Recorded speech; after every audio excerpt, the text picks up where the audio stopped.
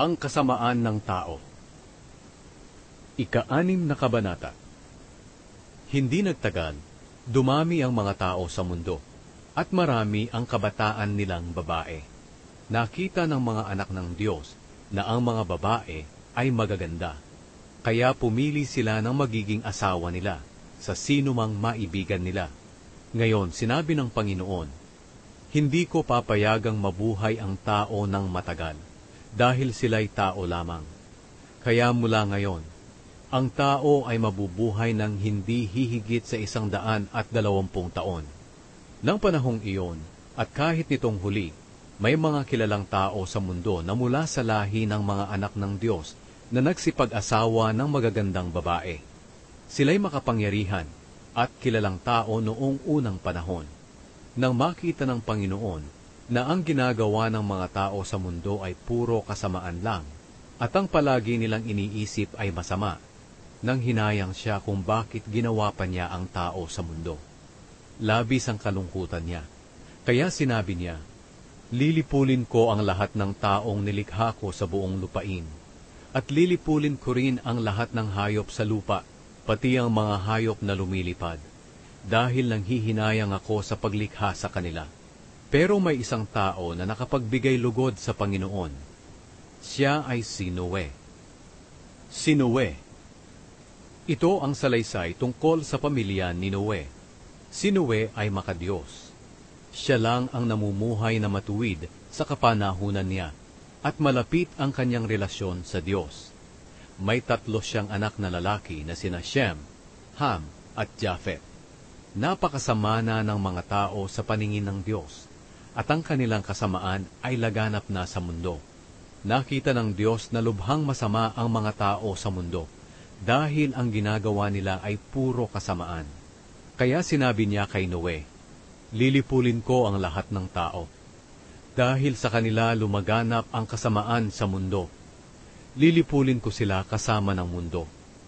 Kaya ikaw, Noe, gumawa ka ng barko mula sa matibay na kahoy, at gawan mo ito ng mga kwarto. Pagkatapos pahiran mo ng alkitran ang loob at labas ng barko.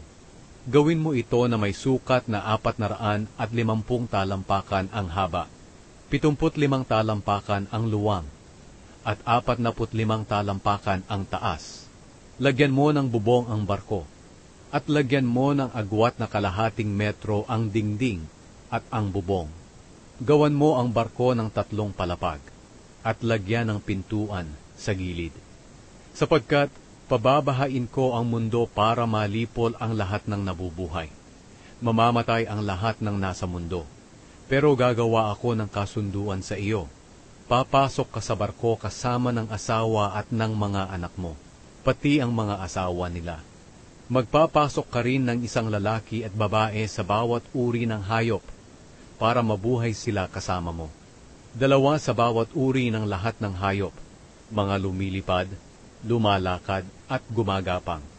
Lalapit sila sa iyo para hindi sila mamatay. Magdala ka rin ng lahat ng uri ng pagkain para sa inyo at para rin sa mga hayop. Sinunod ni Noe ang lahat ng iniutos ng Diyos sa kanya. Ang baha. Ika-7 kabanata. Sinabi ng Panginoon kay Noe, pumasok ka sa barko kasama ng buong pamilya mo, sapagkat sa lahat ng tao sa panahong ito, ikaw lang ang nakita kong matuwid. Magdala ka ng 7 pares sa bawat uri ng malinis na hayop, pero 1 pares lang sa bawat uri ng maruming hayop. At magdala ka rin ng 7 pares sa bawat uri ng ibon. Gawin mo ito para mabuhay sila sa mundo. Sapagkat pagkatapos ng 7 araw mula ngayon, magpapaulan ako sa buong mundo, sa loob ng 40 araw at 40 gabi, para mamatay ang lahat ng nilikha ko. Sinunod ni Noe ang lahat ng iniutos ng Panginoon sa kanya.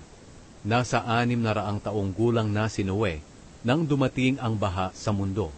Pumasok siya sa barko kasama ang asawa niya, mga anak na lalaki, at mga manugang, para hindi sila mamatay sa baha. Ayon sa iniutos ng Diyos kay Noe, pinapasok niya sa barko ang bawat pares ng lahat ng uri ng hayop na malinis at marumi, na lumapit sa kanya. At pagkalipas ng 7 araw, bumaha sa mundo. Nang 17 araw ng 2 buwan, umulan ng napakalakas, at umapaw ang lahat ng bukal. Si Noe ay 600 taong gulang na noon. Umulan sa mundo sa loob ng 40 araw at 40 gabi. Noong mismong araw na nagsimulang umulan, pumasok sa barko si Noe, ang asawa niya, at ang 3 nilang anak na sina Shem, Ham, at Japhet, kasama ang mga asawa nila. Kasama rin nila ang lahat ng uri ng hayop, mga lumalakad, gumagapang at lumilipad. Ayon sa iniutos ng Diyos kay Noe, pinapasok niya sa barko ang bawat pares ng lahat ng uri ng hayop na lumalapit sa kanya. Pagkatapos, isinara ng Panginoon ang barko. Walang tigil ang ulan sa mundo sa loob ng 40 araw. Tumaas ang tubig hanggang sa lumutang ang barko. Tumaas pa ng lubusan ng tubig hanggang matakpan ang lahat ng matataas na bundok. At hanggang umabot sa mga 7 metro ang taas ng tubig mula sa tuktok ng pinakamataas na bundok.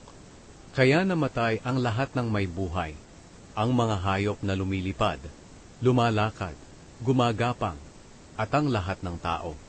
Namatay ang lahat ng nabubuhay sa lupa. Nalipol ang lahat ng tao at ang lahat ng hayop sa mundo. Si Noe lang at ang mga kasama niya sa loob ng barko ang hindi namatay. Bumaha sa mundo sa loob ng 150 araw. Ang pagbaba ng baha. 8 kabanata. Hindi kinalimutan ng Diyos si Noe at ang mga kasama niyang hayop sa loob ng barko. Kaya pinaihip niya ang hangin sa mundo at dahan-dahang bumaba ang tubig. Tinakpan niya ang mga bukal at pinahinto ang ulan. Patuloy ang pagbaba ng tubig sa loob ng 150 araw. At nang 17 araw ng 7 buwan, sumadsad ang barko sa bundok ng Ararat. Patuloy ang pagbaba ng tubig. At nang unang araw ng 10 buwan, nakikita na ang tuktok ng mga bundok. Pagkalipas ng 40 araw mula ng panahon na nakita na ang tuktok ng mga bundok, binuksan ni Noe ang bintana ng barko at pinakawalan ang isang uwak. At ang uwak na ito'y paruot paritong lumilipad hanggang sa patuloy na pagbaba ng tubig. Pinakawalan din ni Noe ang isang kalapati para malaman niya kung bumaba na ang tubig. Pero walang madapuan ang kalapati dahil natatakpan pa rin ng tubig ang buong mundo. Kaya bumalik na lamang ang kalapati kay Noe sa barko. Pinadapo ni Noe ang kalapati sa kamay niya at pinapasok sa barko. Pinalipas muna ni Noe ang 7 araw at muli niyang pinakawalan ang kalapati. Gabi na nang bumalik ang kalapati na may dalang sariwang dahon ng olibo sa kanyang tuka. Kaya nalaman ni Noe na bumaba na ang tubig.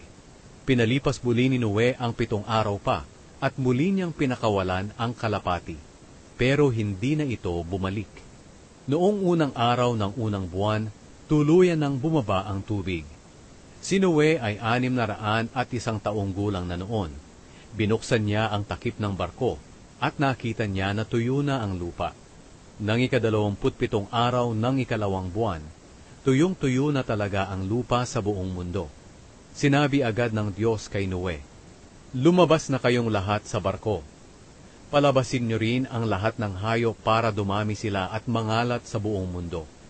Kaya lumabas si Noe kasama ang kanyang asawa, mga anak na lalaki, at mga manugang niya. Lumabas din ang lahat ng hayop, mga lumalakad, lumilipad, at gumagapang. Magkakasama sila ayon sa kani-kanilang uri. Naghandog si Noe. Gumawa si Noe ng altar para sa Panginoon. Pagkatapos, kumuha siya ng isa sa bawat uri ng hayop na malinis, pati rin sa bawat uri ng mga ibon na malinis, at sinunog niya ito sa altar bilang handog sa Panginoon. Nang naamoy ng Panginoon ang mabangong samyo nito, sinabi niya sa kanyang sarili, "Hindi ko na muling susumpain ang lupa dahil sa ginawa ng tao. Kahit alam kong makasalanan ng tao mula ng bata pa siya, hindi ko na talaga muling lilipulin ang lahat ng nabubuhay, katulad ng aking ginawa noon. Habang nagpapatuloy ang mundo, may panahon ng pagtatanim at pag-ani. May taglamig at may tag-init. May tag-ulan at may tag-araw. At may araw at may gabi. Ang kasunduan ng Diyos kay Noe. Ikasyam na kabanata. Binasbasa ng Diyos si Noe at ang mga anak niya at sinabi, magkaroon kayo ng mga anak para dumami at mangalat kayo sa buong mundo. Matatakot sa inyo ang lahat ng hayop, ang mga lumalakad, lumilipad, gumagapang at ang mga nakatira sa tubig. Kayo ang maghahari sa kanilang lahat. Makakakain na kayo ngayon ng mga hayop. Ibinibigay ko ito sa inyo bilang pagkain, kagaya ng mga ibinigay ko sa inyo ng mga pananim na makakain. Pero huwag ninyong kakainin ang hayop na nang mamatay ay hindi lumabas ang dugo, dahil ang dugo ay simbolo ng buhay. Sisingilin ko ang sino mang papatay sa inyo, kahit ang mga hayop. Sisingilin ko ang sino mang papatay sa kanyang kapwa. Ang sino mang pumatay sa kanyang kapwa ay papatayin din ng kanyang kapwa. Sapagkat ang tao ay ginawa ng Diyos na kawangis niya. Ngayon magkaroon kayo ng mga anak, para dumami at mangalat sa buong mundo. Sinabi pa ng Diyos kay Noe at sa mga anak niya, ito ang kasunduan ko sa inyo at sa mga lahi ninyo, at sa lahat ng nabubuhay sa mundo pati sa lahat ng hayop na naging kasama ninyo sa barko. Hindi ko na muling lilipulin ang lahat ng nabubuhay sa pamamagitan ng baha, at wala ng baha na mangyayari pa para malipol ang mundo. At sinabi pa ng Diyos, bilang palatandaan ng kasunduan ko sa inyo, at sa mga hayop, at sa lahat ng susunod nyo pang mga henerasyon, maglalagay ako ng bahaghari sa ulap. Sa tuwing gagawin kong maulap ang langit at lilitaw ang bahaghari, aalalahanin ko agad ang kasunduan ko sa inyo, at sa lahat ng uri ng hayop, na hindi ko na lilipuling muli sa pamamagitan ng baha, ang lahat ng may buhay. Tuwing lilitaw ang bahaghari sa mga ulap, aalalahanin ko agad ang walang hanggang kasunduan ko sa lahat ng may buhay sa mundo. Kaya sinabi ng Diyos kay Noe, ang bahaghari ang siyang palatandaan ng kasunduan ko sa lahat ng nabubuhay sa mundo. Ang mga anak ni Noe. Ito ang mga anak ni Noe na kasama niya sa barko, sina Shem, Ham at Japhet. Si Ham ang ama ni Kanaan. Silang tatlo ang pinagmula ng lahat ng tao sa mundo. Si Noe ay isang magsasaka, at siya ang unang nagtanim ng ubas. Isang araw, uminom siya ng alak na mula sa ubas, at nalasing. Nakatulog siyang hubad sa loob ng kanyang tolda. Ngayon, si Ham na ama ni Kanaan ay pumasok sa tolda, at nakita niyang hubad ang kanyang ama. Kaya lumabas siya at sinabi ito sa dalawang kapatid niya. Kumuha sina Shem at Japhet ng damit at inilagay sa balikat nila. Pagkatapos, lumakad sila ng paurong papasok sa tolda para takpan ang kanilang ama. Hindi sila lumingon dahil ayaw nilang makita ang kahubaran ng kanilang ama. Nang mahimasmasan na si Noe sa pagkalasing niya at nalaman kung ano ang ginawa ng bunsong anak niya, sinabi niya, sumpain ka, Kanaan, maghihirap ka at magiging alipin ng iyong mga kapatid. At sinabi rin niya, purihin ang Panginoon, ang Diyos ni Shem. Naway maging alipin ni Shem, si Kanaan. Naway palawakin ng Diyos ang lupain ni Japhet, at maging mabuti ang pagsasama ng mga lahi niya, at ng mga lahi ni Shem. At naway maging alipin din ni Japhet, si Kanaan. Nabuhay pa si Noe ng 350 taon pagkatapos ng baha. Namatay siya sa edad na 950. Ang mga lahi ng mga anak ni Noe. Ika-10 kabanata. Ito ang salaysay tungkol sa mga pamilya ng mga anak ni Noe na sina Shem, Ham at Japhet. Nagkaroon sila ng mga anak pagkatapos ng baha.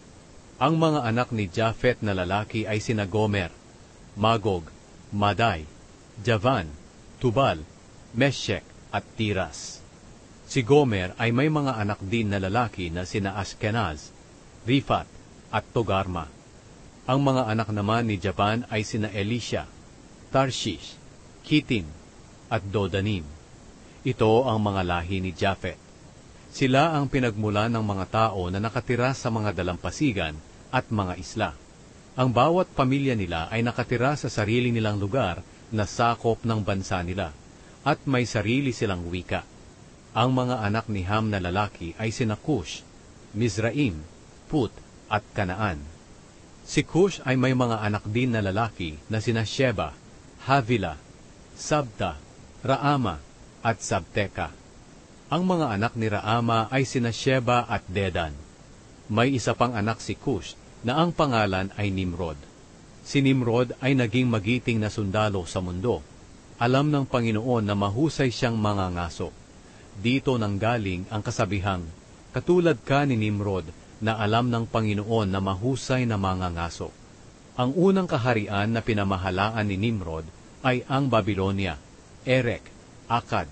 Ang lahat ng ito ay sakop ng Shinar. Mula sa mga lugar na iyon, pumunta siya sa Assyria at itinayo ang Ninive, Rehoboth-ir, Kala, at Resen, na nasa gitna ng Ninive at ng Kala, na isang tanyag na lungsod. Si Mizraim ang pinagmula ng mga Ludeo, Anameo, Lehabeo, Naftu, Patruseo, Kaslu, at ng Kaftoreo na siyang pinagmula ng mga Filisteo. Si Kanaan ang ama ni na Sidon at Het. Si Sidon ang kanyang panganay. Si Kanaan ang siya ring pinagmula ng mga Jebuseo, Amoreo, Gergaseo, Hiveo, Arkeo, Sineo, Arvadeo, Zemareo, at Hamateo. Sa bandang huli, nangalat ang mga lahi ni Kanaan. Ang hangganan ng lupain nila ay mula sa Sidon, papuntang Gerar hanggang sa Gaza, at umabot sa Sodom, Gomora, Adma, Zeboyim, at hanggang sa Lasya. Ito ang mga lahi ni Ham. Ang bawat pamilya nila ay nakatira sa kanilang sariling lupain na sakop ng kanilang bansa, at may sarili silang wika. Si Shem na nakatatandang kapatid ni Japhet ang pinagmulan ng lahat ng Eber. Ang mga anak na lalaki ni Shem, sina Elam, Ashur, Arphaxad, Lud, at Aram. Ang mga anak ni Aram, sina Uz, Hul, Geter, at Meshek. Si Arphaxad ang ama ni Shela, at si Shela ang ama ni Eber. May dalawang anak na lalaki si Eber. Ang isa ay pinangalan ng Peleg. Dahil noong panahon niya, ang mga tao sa mundo ay nagkahati-hati. Ang pangalan naman ng kanyang kapatid ay Joktan.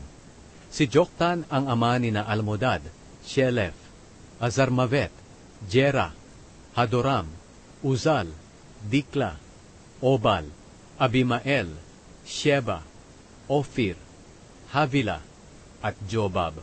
Silang lahat ang anak ni Joktan. Ang lupaing tinitirhan nila ay mula sa Mesya at papunta sa Sefar, sa kabundukan sa silangan. Ito ang mga lahi ni Shem. Ang bawat pamilya nila ay nakatira sa sarili nilang lupain na sakop ng kanilang bansa, at may sarili silang wika. Ito ang lahat ng lahi ng mga anak ni Noe, na nasa iba't ibang bansa. Sa kanila nagmula ang mga bansa sa buong mundo, pagkatapos ng baha.